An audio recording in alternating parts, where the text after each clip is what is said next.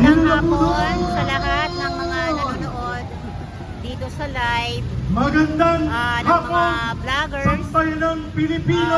Ako po ay isang Muslim, Nabukulan ba kayo? taga Mindanao, particular in Marawi Kayo City. ba ay may lakas Kami po pa ng loob ay nandito para ipagtanggol magpakita ang po ng mga suporta kababayan nating sa patuloy na inaalis nangyayari sa ating bayan. Unang-una na po dyan ay kailangan po natin na magkaisa para po paalisin natin, ipanawagan natin sa mamamayan at sa kay Pangulong Bongbong Marcos na mag-resign na po siya. Kasi sa nakikita ko po ngayon, masyado na pong marahas ang kanyang ginagawa sa kasalukuyan. Lalo na po sa Davao City, especially Kingdom of Jesus Christ members. At para po sa akin, masyado na po akong naapektuhan. Minsan may time na pagkagising ko ng madaling araw, parang ang bigat-bigat ng pakiramdam ko dahil sobra po akong nasasaktan sa nangyayari sa ginagawang pangaharas sa Kingdom of Jesus Christ members. Especially kay Pastor Tibuloy. Nandito po tayo ngayon sa Liwasang Bonifacio sa harap po ng nasunog na post office building, Loton, Manila, Philippines. So mananawagan lang po ako kung sino man ang malapit or kayang-kaya po yung may mga sasakyan, pwede po kayong makiisa. Punta po kayo dito sa ating event na tinatawag na Marcos Resign. Kaming mga Muslim ay sawang-sawa na sa karahasan o tinatawag na war.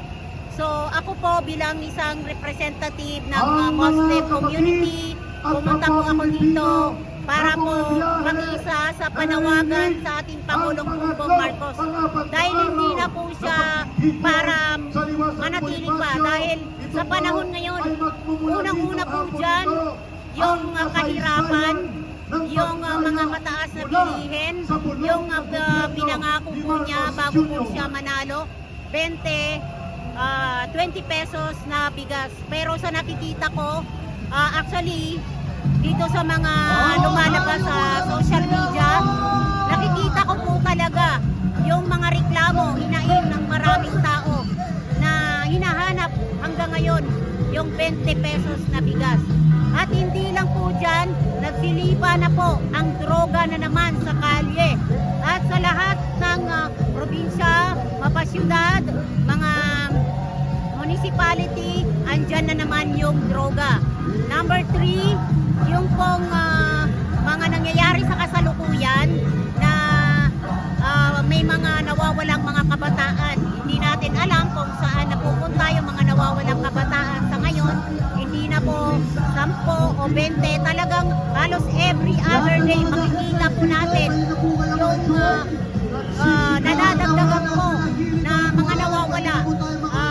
Ang masaklap po dito, hindi po nabibigyan ng pagkakataon para madinig o magkaroon man lang ng hearing sa Senado or sa Congress. Ang problema po, paano nila mabibigyan ng panahon itong nangyayari sa ating bayan? Puro na lang Kibuloy.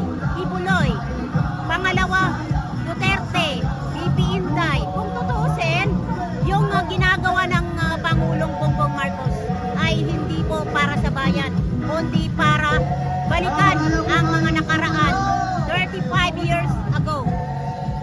Ma'am, ano po masabi nyo na kung sa sa hearing ng budget ng Office of the Vice President sa Congress na parang ibinabalik lagi nila yung 125 million? Sabi nga ni VP Inday, ang sabi niya sa sagot niya, hindi naman nararapat na pag-usapan yung 125 million na confidential fund. Kasi sa totoo lang, hindi naman po niya nagamit yun. Actually, di ba binalik nga niya kasi para wala nang issue doon. So, para sa akin,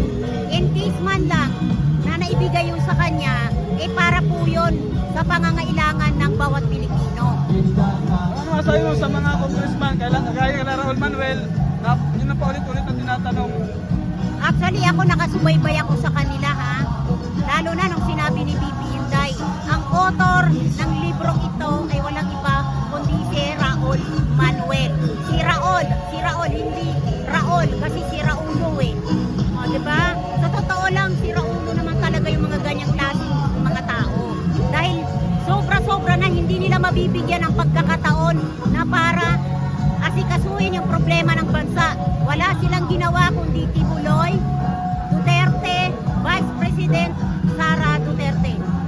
Dapat man lang magkaroon sila ng faction. Iba yung assign sa ganito. Hindi yung the whole Congress nakatutok kay Vice President Inday Sara. Mali po yun. Sana naman po kung talagang kayo ay para sa bayan, mga congressman, mga congresswoman, please lang, nakikiusap po kami bilang isang mamamayan ng Pilipino, mamamayan ng bansang Pilipinas. Please lang, nakikisuyo po kami. Tama na po ang pamumulitika, mag-e-eleksyon niya. Ipakita nyo ang talagang totoong serbisyo para sa mga Pilipino. Hindi puro pamumulitika. Nakakasawa na, nakakarindi na yung ginagawa niyo sa Congress. Ano masabi mo doon sa sinabi ng NEDA na 64 pesos a day? Actually, lahat na ngayon, buong Pilipinas, even sa outside ng Pilipinas, puro ang issue, yung ganon, 64.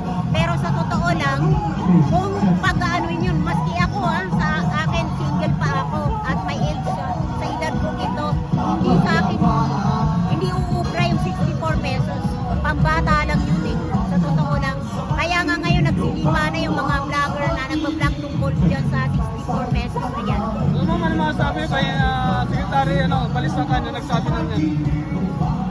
Siguro masasabi ko, baka nga team bangag din siya. Kasi usually, ang mga bangag, walang alam sa nangyayari sa lipunan.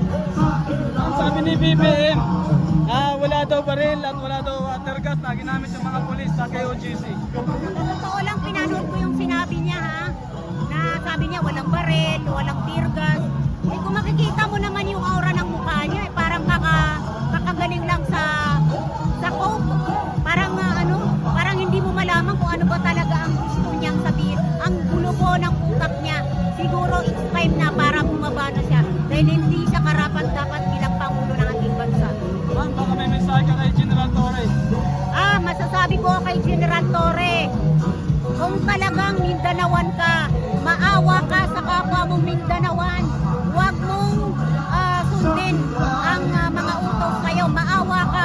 Siguro may pamilya ka or kamag-anak na kung sakasakali na sila yung nakakaranas sa kasalukuyan nangyayari dyan sa QGC.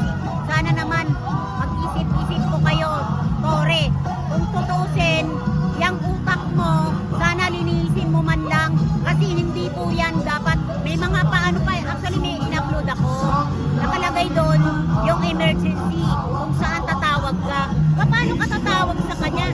Ultimo, yung nangyayari, hindi mo nga siya masabihan na hindi dapat yan, mali yan. Paano ka hihingi ng tawag sa kanya? Tulong. Kung ganun ang sistema ng kanyang pamamalakad, walang kwenta. Torre, mag-resign ka na. Mag-resign na kayong lahat dahil walang kakwenta-kwenta ang mga pinagagawa niyo. Masyado niyo na lang hinaharas, lalo na yung mga kababaihan. Maawa kayo, mga timbangag talaga ang kasalukuyang namumuno sa ating bansa. Mensahe mo na lang kay Bongbong Marcos. Ang masasabi ko, Bongbong Marcos, matulog ka na lang ng matulog, mag-cook ka na lang ng mag-cook. Hayaan mo na lang yung presidente, please lang. Ibigay mo na lang sa vice presidente kay BP Inday dahil si BP Inday matino ang kanyang pag-iisip. Kayong mga timbangag, please lang, huwag manglaloob. Makikisuyo lang, maawa kayo sa sangbayanan, lalo na yung mga walang-wala. Alam mo sa ngayon, grabe, nahihirapan na ang mga vendors, na mga kapwa ko na mga vendors. Ako, sometimes, nakakabigay ako ng tulong para sa mga ko. Dahil wala talaga, as in pahirap ng pahirap habang tumatagal. Kaya tayo nandito para hingin natin kay Bongbong Marcos na lumayas na siya sa Malacanang. Ang last na lang talaga, kay BP Inday, baka may masasabi ka po. Para sa akin, BP Inday, mahal na mahal ka ng sambayanan, sa totoo lang. Ano man